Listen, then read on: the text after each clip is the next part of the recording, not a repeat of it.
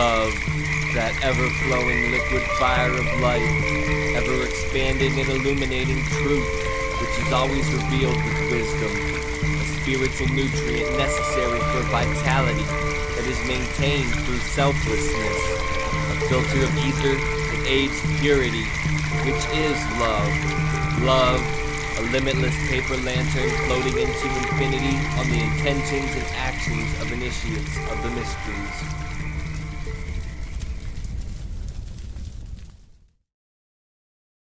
Welcome, fellow Phoenixes, to the Spiritual Phoenix Podcast, where we make a daily offering to the divine by putting our past on the pyre, searching the smoke for spirituality, turning the ashes into art, adapting isolation into connection, and manifesting mental wellness. I'm your host, Ross Cessna, and together we are the Spiritual Phoenix. The intent of this show isn't to tell you what to think, but to get you to think and originally articulate yourself in a way that is uplifting. We are the artists of our lives, and today is a blank canvas. Let's collectively create a better tomorrow. And I'd like to take a moment now and focus on what we're grateful for today.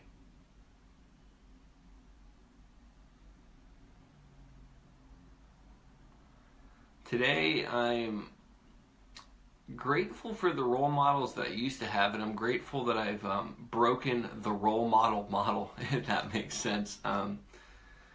And I'd like to get into a couple of quotes, and then I'll kind of explain why breaking that role model is actually a good thing in lots of ways. We are certainly influenced by role models, and if we are surrounded by images of beautiful, rich people, we will start to think that to be beautiful and rich is very important. Just as in the Middle Ages, people were surrounded by images of religious piety.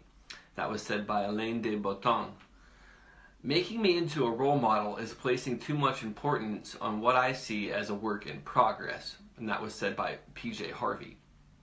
Now, for me, I used to have different role models. One of the role models that I used to look up to is like all this stoner class of people and stuff like that. And I'm not going to say that there isn't wisdom in stoners, because there is a certain wisdom. One of the issues becomes, for me personally, and this may not be true for everybody, is when you find role models and you try to emulate their belief systems and the way that they operate with everything. First off, the way that they operate or respond to situations might not be conducive to your reality. Some of the stuff that people emulate from role models isn't necessarily the best traits to have, and then there's also the concept that you're emulating stuff that you don't have the background to really run or understand to the fullest, and in operating in a certain way without understanding the implications of it can be incredibly destructive in lots of ways. And if you look at different role models that are in popular culture today, a lot of these role models that people celebrate and look up to really aren't portraying the best images for people. And I think that element of it is apparent.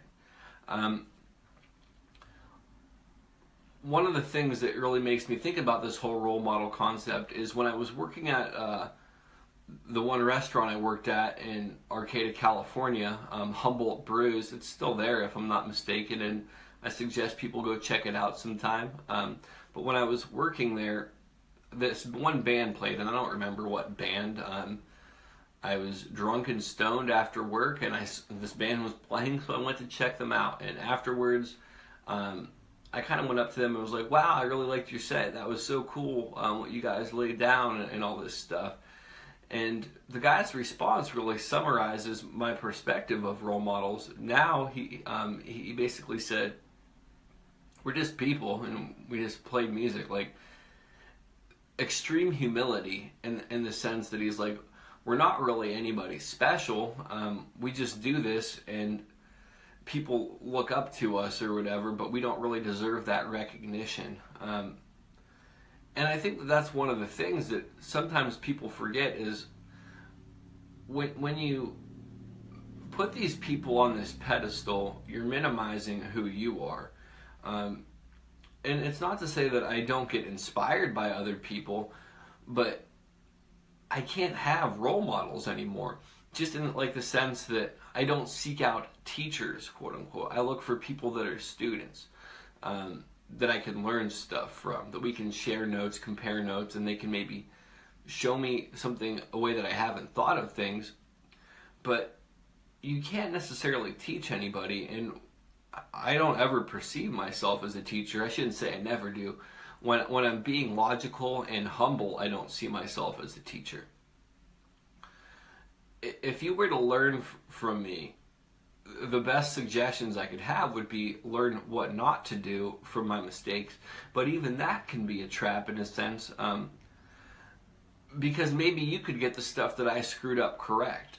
Like my whole perception on mind-altering substances. I can't do them anymore, but that might work for some people and it might not. I wouldn't suggest doing them to people, but at the same time I've gained benefit from it. So really, I can't be a role model. And it's kind of like like the PJ Harvey quote, making me into a role model is placing too much importance on what I see as a work in progress.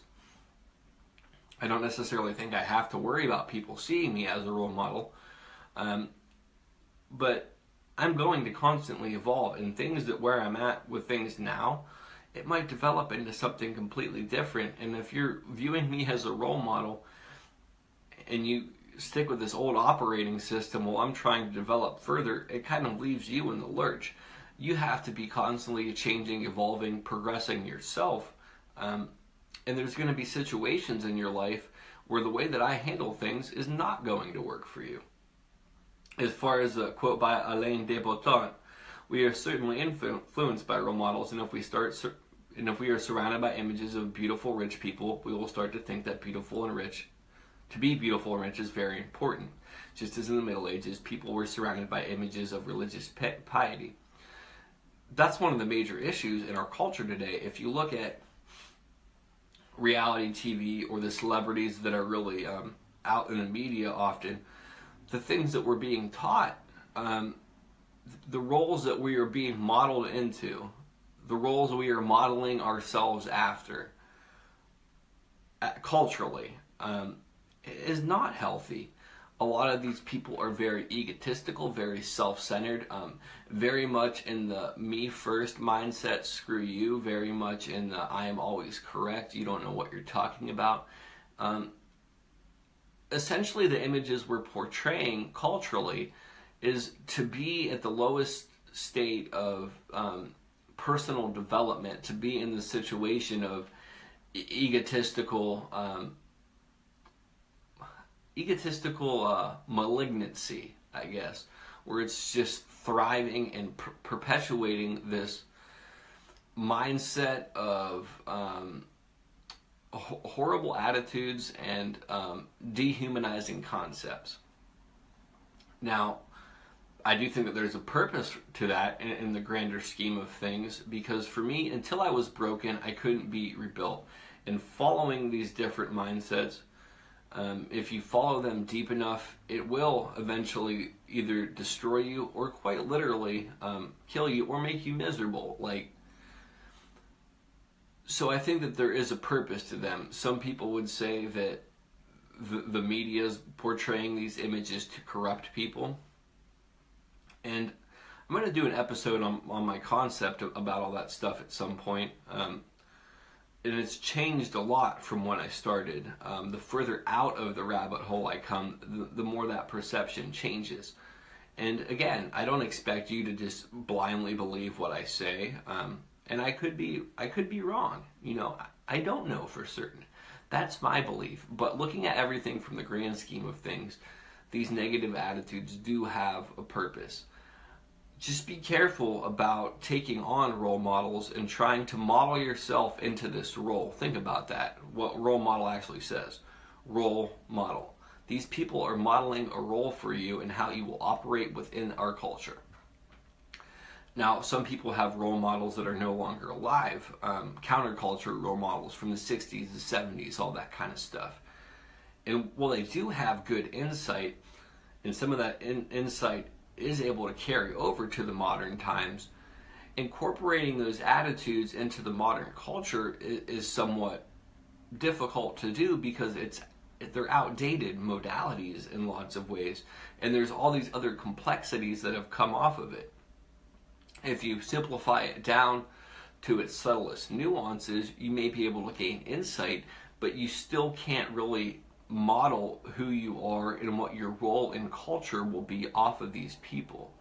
Model your role off of you. Look for people who have or are doing things that you want to do, and find your own path to get there. Don't put anybody on a pedestal, and try to understand. If you like what they're saying, try to understand it and break it down into your own words. Don't be a parrot for all these other ideas that people are perpetuating, because then it doesn't do anybody any good. Then you're just being a little mind-a-bird repeating stuff that other people says, and if it's bad information, you're repeating bad information to people. That's really all I have on that. Don't model your role after people. Model your role off of who you want to be, and maybe incorporate different elements that you respect in people, but understand how those elements impact your life and what role they will play for you. So then you are quite effectively modeling your own role. You're not looking for somebody else to model your role for you and tell you how to think, how to be, what you should be. Work towards simplicity in lots of ways, because there is complexities within simplicity, and there's simplicity within complexities. Paradoxes hold so many truths that I think people overlook because it can be confusing to find that the general truth within them. I just created a Patreon thing earlier today. This might come up later than some other episodes, but the Patreon will be up. There's different tiers so you can support stuff. There's a $5, a $10, a $20, and a $50 tier. There's going to be ways to, if you buy readings or stuff like that, you will get money off relative to the cost of the Patreon subscription. The Patreon name for the podcast, if you do wish to support these efforts, is Spiritual Phoenix, just like it's spelled for the social media, the FOENIX. And you can visit my website at thespiritualphoenix.com. I love, respect, and appreciate all of you. Love and light. Namaste. I'm going to put this episode on the pyre. Don't believe. Don't follow. Do not consume. Do not watch. Largely what I'm talking about here is reclaiming experience. This is what's been taken from us. It's a self-advancing, self-expanding, self-defining process, and it takes no prisoners. The real world isn't a spiritual world, it isn't a material world, it isn't an empty world, it isn't a solid world. It's simply